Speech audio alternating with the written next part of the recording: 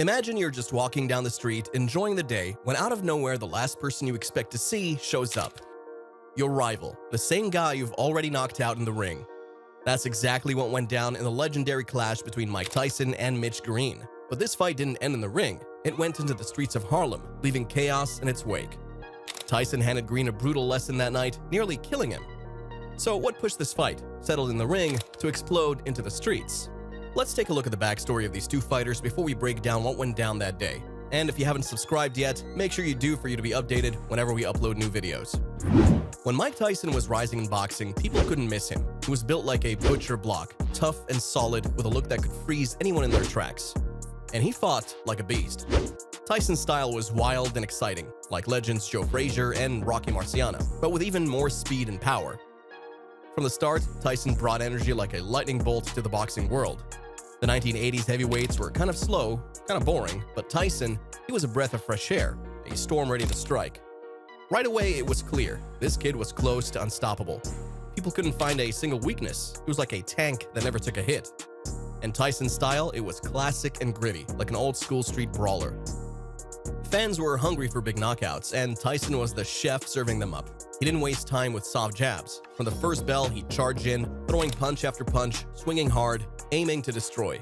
And his look was unforgettable. Black trunks, no socks, no robe, just raw power. Tyson stepped into the ring like a gladiator from ancient Rome, ready to crush whatever was in front of him.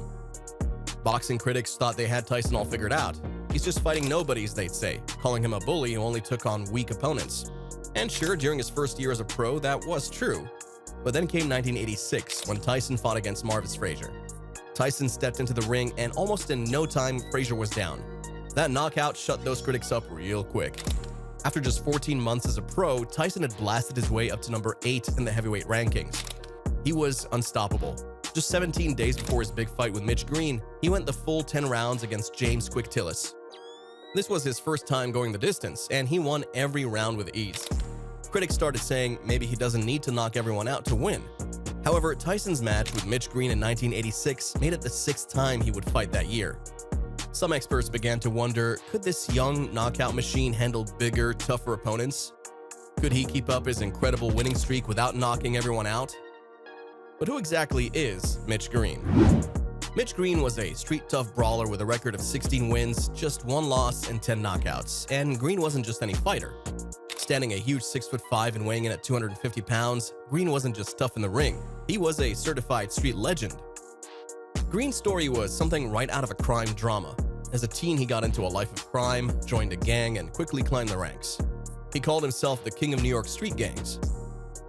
And his gang days were brutal. Green was a leader, a fighter, and someone who wasn't afraid of anyone. He even went by the nickname Blood because he was a force to be reckoned with. By 17, Green had already been shot twice, and the 3rd time, he knocked out the guy who pulled the trigger. With a rap sheet longer than he could even remember, Green didn't just rob gas stations, he practically ran them. He'd tie up attendants, then act like he worked there, taking customers' cash and even pumping gas to avoid suspicion. This was a guy who knew how to hustle, fight, and survive.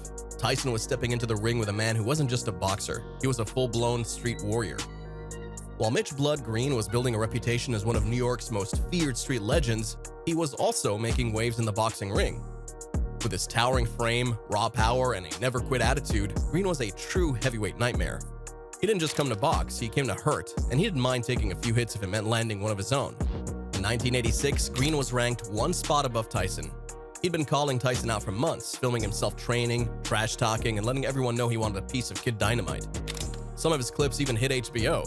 And then just 4 days after Tyson's win over James Quick Tillis, the big fight was announced. The crowd was electric. Tyson versus Green. 2 New York brawlers ready to prove who was king of the city. Mitch Green wasn't just talking. He had the record to back it up. 4 New York Golden Gloves titles, size, speed, and knockout power. His only loss was against Trevor Berbick, the WBC heavyweight champ. So when people asked, is Green afraid of Tyson, he didn't show any fear. On May 20th, 1986, thousands of people packed into Madison Square Garden for a fight billed as New York is busting out. Tensions were already high, and then came the weigh-in. Green, earning far less than Tyson, went on a full-blown tirade, yelling, cursing, and even taking swings at the promoters, including Carl King. Total chaos. The crowd was hyped, and everyone knew this was more than just another match. Finally, after all the wild build-up, Green decided to handle it where it really mattered, inside the ring. Tyson and Green were about to settle the score, with all of New York watching. This was the Clash of the Titans, the showdown everyone had been waiting for. When Tyson stepped into the ring that night, he was a sight to behold. Bare-chested, no robe, black trunks, black shoes, no socks. No robe, no socks. He says it makes him feel like a warrior. Makes him feel like a gladiator. Sweat already rolling down, he looked ready to unleash fury. Commentator Larry Merchant couldn't help but crack a joke. Hector Camacho takes a shower with more stuff on him than that. The crowd roared as the ring announcer Ed Darien introduced the fighters. Legendary Sugar Ray Leonard joined Barry Tompkins and Merchant ringside, and everyone leaned forward as round one began. Standing at 5 feet 11 inches, Tyson had to get close to reach the 6 foot 5 inch Green. But Tyson wasn't fazed. He charged in, bobbing and weaving like a tank on a mission. Green, in his white trunks with flashy tassels, had fast hands for his size and wasn't about to back down. He fired right and left counters, hoping to keep Tyson at bay, but Kid Dynamite was faster, unloading powerful shots at Green's body. Green wasn't just taking the hits, he was dishing it out, standing toe-to-toe with Tyson and going punch for punch. But with Tyson's speed and raw power, Green found himself on the losing end of most exchanges. After 2 rounds of relentless action, Tyson was in control, dominating the first 6 minutes of the fight. Merchant couldn't resist. When Blood Green was a gang leader, they say he had over 100 men in his gang. Right now, he needs some of them. But on this night, Green was all alone. No gang, no backup, just him and the unstoppable Kid Dynamite in a battle that had everyone on the edge of their seats. Tyson made his mark in round 3. A straight, powerful left jab sent Mitch Green's mouthpiece flying out of his mouth, sending shockwaves through the crowd. Commentator Barry Tompkins couldn't help but add, and it wasn't just the mouthpiece he lost. Over on the other side of the ring, we've got a production assistant who says it was a bridge with a couple of teeth in it. Tyson's power was on full display, and Green was beginning to feel the full force of Kid Dynamite's assault. Tyson kept pushing Green back, attacking with relentless precision. As the bell sounded to end round 4, the two fighters didn't stop. They kept trading punches even after the bell. Referee Luis Rivera had to jump in and separate them. Larry Merchant was quick to point out they don't have any bells on the street corners, and he was right. This fight was all heart, no mercy. As the fight went on, Tyson's dominance became undeniable. Green stood tough, but he was bleeding from the mouth, missing a bridge, and probably wishing he hadn't called out Tyson so many times. Tyson wasn't just throwing punches, he was dishing out a lesson in domination, blasting Green's head and body, ripping uppercuts to Green's chin. Green tried his best, but Tyson's accuracy was brutal. Green's biggest rally came in round 8. He unleashed a barrage of rights and lefts, but Tyson wasn't fazed. Weaving from side to side, Tyson smiled as he dodged the punches, then cracked Green with a blistering left hook. Tompkins shouted, "Oh, what a left hand." Green felt it, and so did the audience. Round 10 was a masterpiece of bodywork from Tyson. Every shot to Green's body was calculated, punishing, and relentless. Sugar Ray Leonard praised Tyson's sustained body attack. "Those shots to the body, I love those body shots. They really do a number on a tall opponent."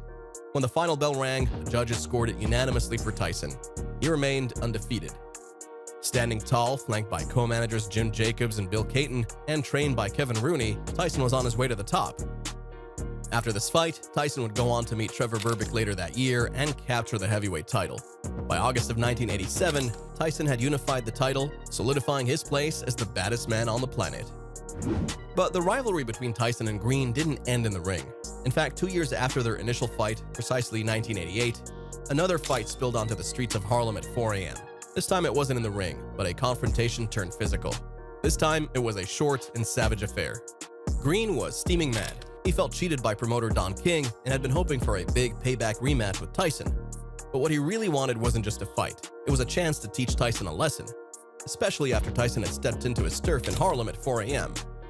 Green was a notorious gang member, and on his streets, no one, not even a champ, could walk around without consequences. Tyson, on the other hand, was in Harlem to pick up a flashy $850 white leather jacket from Dapper Dan's. The jacket had the words, "Don't believe the hype," emblazoned across the back, a little swagger from Tyson's Public Enemy-inspired fashion choice. But when Green got wind of Tyson's whereabouts, he was ready to make sure Tyson didn't leave without hearing from him. Bare-chested and furious, Green stormed into the shop, his insults flying like punches in a street brawl. Tyson, however, wasn't in the mood for a showdown, not right then at least. He'd been out on the town, living the high life. And in his autobiography, Undisputed Truth, Tyson made it clear he was trying to keep his cool, playing the role of a corporate endorsement-friendly champion. So with a cool, collected tone, Tyson replied, "Now, Mitch, you must consider what you're doing. I don't think that this course of action is advantageous for your health. You'll remember that I already vanquished you when we met in the ring. You need to proceed to the nearest exit immediately. Now, no matter how likely you think it is that a drunk 22-year-old Tyson delivered a speech on the mean streets at 4 a.m., what happened next was an absolute explosion of violence.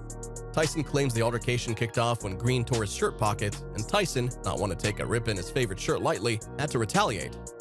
Green, however, tells a different story. He says Tyson turned his rings around so they wouldn't get damaged and then sucker punched him.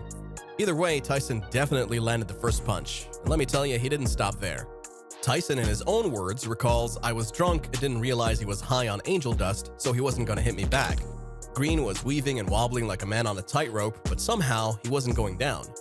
So what did Tyson do? He went full Bruce Lee. He pulled off a roundhouse kick, and Green hit the ground like a sack of potatoes. But just when you think it's over, Green comes back up and kicks Tyson square in the balls. Seriously, who does that? Tyson, as you can guess, wasn't having it. He put Green down again, but when Tyson and his driver tried to leave that vicinity in their fancy Rolls Royce, guess who was under the wheels? Green. Green wasn't done yet. He gets up and rips off one of the car's wing mirrors. At this point, Tyson's rage was boiling over. He gets out of the limo and lands his signature punch, the right uppercut. Green went flying through the air, landing with a thud on his head. Tyson, for a moment, was genuinely scared he might have killed Green, leaving him there on the ground. He had to be thinking, what have I done? But by the time the police rolled up at 5 a.m., Green was alive, though barely. His face was a mess, bruised, swollen, and cut up. As for Tyson, he walked away with a hairline fracture in his right hand, which meant his highly anticipated title defense against Frank Bruno had to be pushed back until the next year. However, the street brawl only added more fuel to the fire of rumors that Tyson, just 2 months after putting on one of the greatest performances of his career by demolishing two-weight world champion Michael Spinks in 91 seconds, was going out of control outside the ring. This wasn't just a guy with knockout power in the ring. He was starting to pack a punch in the streets too, and it wasn't looking okay. But this wild confrontation wasn't the last time Tyson and Green would cross paths. Just days later, Tyson couldn't believe his eyes when, while out on a date in New York, he spotted none other than Mitch Green cycling past him on a 10-speed bike. Tyson, clearly stunned, thought to himself, "That can't be Mitch Green. I know that dude is a zombie, and he doesn't come out in the daytime." But sure enough, it was Mitch Green, and a verbal showdown broke out between the two. Luckily, Tyson's date stepped in to cool things down before things went south again. And as if that wasn't enough drama, Green decided to take a swing at Tyson in the courtroom. In 1997, almost a decade after the wild street fight outside Dapper Dan's, Green filed a lawsuit against Tyson for $25 million. Guess what? Green didn't walk away with the jackpot. Instead, he was awarded just $45,000, enough to barely cover his legal fees. But Green wasn't defeated. As he left the courthouse, he declared, "I'm the winner, I whooped him." Sure, Mitch, keep telling yourself that. Green might have never whooped Tyson in the ring or in the streets, but he did manage to frustrate the living daylights out of Tyson. From making Tyson work for 10 rounds in his first Madison Square Garden appearance, to delaying Tyson's title defense against Frank Bruno, Green definitely left his mark. And while it wasn't the victory he might have imagined, Tyson and Green's names will forever be linked in one of the most bizarre, unforgettable chapters in heavyweight boxing history. What do you think about Tyson and Green? Do you think that Green could actually defeat Tyson if there was a rematch in the ring? Let me hear your thoughts in the comments section. Don't forget to subscribe and hit the notification bell to stay updated anytime we upload a video.